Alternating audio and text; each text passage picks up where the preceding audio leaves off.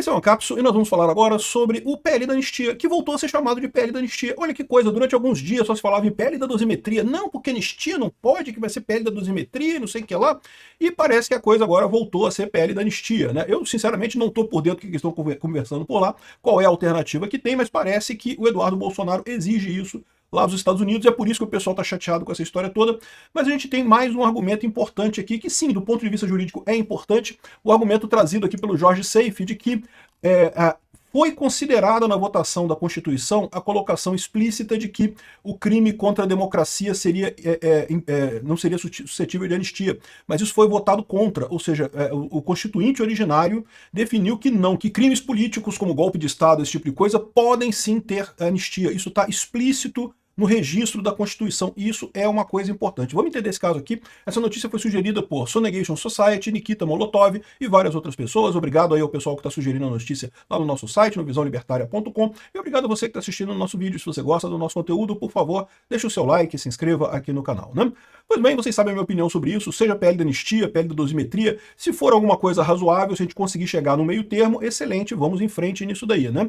Mas parece que está difícil chegar nesse meio termo, parece que o pessoal da esquerda quer porque quer Bolsonaro cumprindo mandato, cumprindo prisão fechada, não sei o que lá, de novo, para poder equivaler ele com Lula, né? A ideia deles é essa, dizer que é tudo a mesma coisa, que Bolsonaro e Lula é a mesma coisa, e coisa e tal. Um absurdo completo, porque esse processo contra o Bolsonaro não tem nem pé nem cabeça, enquanto o processo com Lula foi um processo longo, com investigação, com vários depoimentos, com várias etapas, com todo o devido processo legal. Mas enfim, o líder do PL, o Sóstenes Guimarães, está nos Estados Unidos, conversou com o Eduardo Bolsonaro, e parece que a visão é que justamente seria que ele vai insistir no PL da anistia. Tem que ser PL da anistia mesmo, né? E o relator do PL da anistia, repara, vai voltar a falar de anistia. Agora voltou a ser PL da anistia. Esquece PL da dosimetria, não tem mais PL da dosimetria, é PL da anistia mesmo. Ele está dizendo que quer destravar o texto com o Valdemar da Costa Neto, ou seja, continuam as negociações para ver em que ponto que chega. De novo, seja anistia, seja dosimetria, seja qual for a ideia que eles tenham lá, o importante é o caminho disso daí, ser um caminho de cicatrizar essa ferida, porque é um absurdo o que o Alexandre de Moraes fez com o judiciário brasileiro, destruiu a justiça brasileira para perseguir politicamente o Bolsonaro. Não tem nenhuma lógica isso, né? Então esperamos que cheguem num ponto razoável, né? A expectativa é que na semana que vem tenhamos algum andamento com isso, a gente não sabe ainda. Um dos argumentos que o pessoal falava sobre o PL da dosimetria, né, a pacificação do Aécio, um dos projetos, um dos pontos que eles colocavam é que não pode ser anistia, porque o Supremo já falou que a anistia é inconstitucional, né? E, de novo, é possível que o Supremo tome essa decisão de ser inconstitucional? Até é possível. Mas a verdade é que o único ministro que falou, os únicos ministros que falaram abertamente que a anistia é inconstitucional foi o Alexandre de Moraes e o Gilmar Mendes. O Barroso deu a entender alguma coisa nesse sentido, mas não falou textualmente isso. Então, por enquanto, a gente tem 3 votos dizendo que a anistia é inconstitucional. Mas o problema é que a anistia não é inconstitucional. Tem um monte de evidências que deixa claro que a anistia, sim, é uma possibilidade dentro da Constituição brasileira. O próprio Barroso, embora ele tenha sugerido que seria alguma coisa indevida e coisa e tal, depois ele já deu declaração falando que não, olha só, se a Câmara decidir, a Câmara decidiu, é prerrogativa da Câmara decidir anistia e coisa e tal, né? O STF vai considerar isso, mas é prerrogativa da Câmara decidir anistia. Então o próprio Barroso, que era um dos que estava meio que contra essa história, já está aceitando isso daí. A verdade é que todo mundo ali no STF está assustadíssimo com a situação do Trump, com essa briga do Trump com o Brasil, e já estão dispostos a chegar nesse acordo aí. Eu acho que tem espaço sim para um PL da anistia mesmo, de liberar todo mundo, né?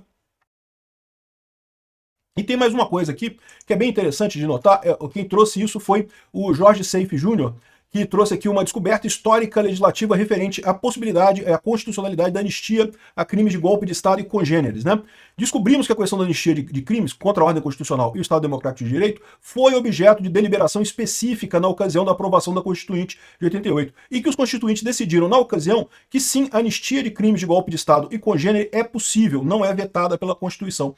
Isso é sim uma coisa importante. Deixa eu explicar para vocês. Quando você tem a legislação, a norma escrita, né, muito leigo tende a achar que equivale a só a norma. Não é só a norma, tem todo o contexto da norma importante. Inclusive, a Constituição ela tem as notas sobre o que foi discutido, e já teve vários casos na Justiça decidido com base nas notas que foram feitas na Constituição ali sobre o que foi decidido no final das contas. Não é só a lei da Constituição, mas o que tem que imperar é o espírito do constituinte, de quem escreveu, a intenção de quem escreveu a Constituição, né?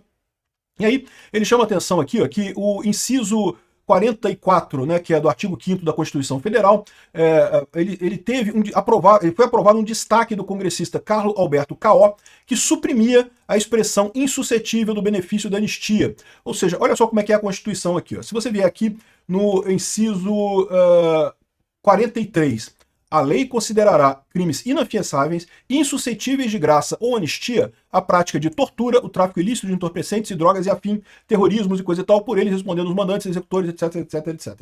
Então, ou seja, o inciso 43 aqui do artigo 5º diz que realmente tortura, tráfico ilícito de entorpecentes e drogas e coisa e tal, e terrorismo não são passíveis de anistia. Então o Congresso não pode aprovar anistia sobre isso porque não poderia. Aí vem o inciso 44. Constitui crime inafiançável e imprescritível a ação de grupos armados, civis ou militares contra a ordem constitucional e o Estado Democrático de Direito.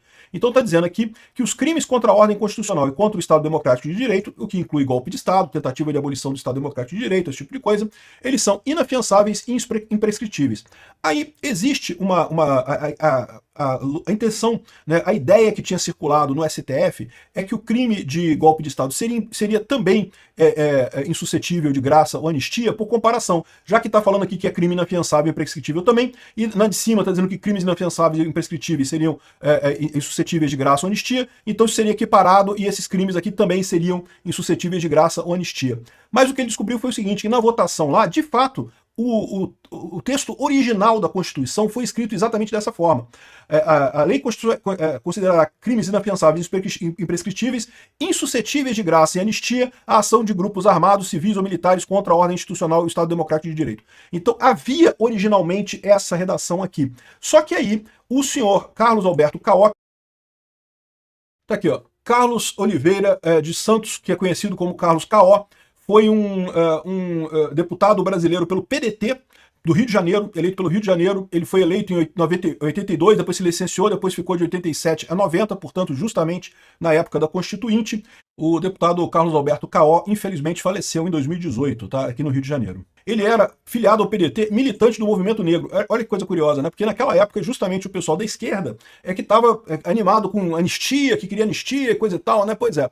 Então ele apresentou o seguinte destaque. O que é um destaque? É tipo assim, uma proposta de alteração do texto da lei.